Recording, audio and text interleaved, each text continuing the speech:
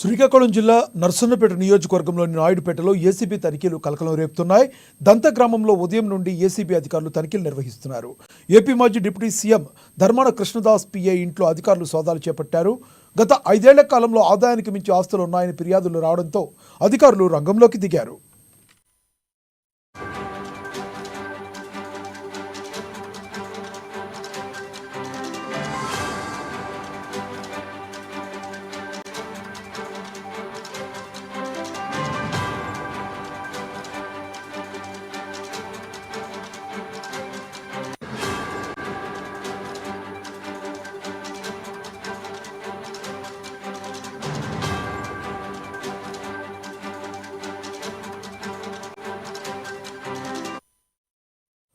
Breaking news చూస్తున్నాం. శ్రీకాకుళం జిల్లా నర్సన్నపేట నియోజకవర్గంలోని నాయుడుపేటలో ఏసీబీ తనిఖీలు కలకలం రేపుతున్నాయి.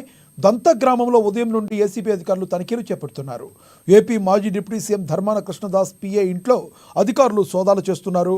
గత 5 ఏళ్ల కాలంలో ఆదాయానికి మించి ఆస్తులు ఉన్నాయన్న ఫిర్యాదులు రావడంతో అధికారులు రంగంలోకి దిగారు.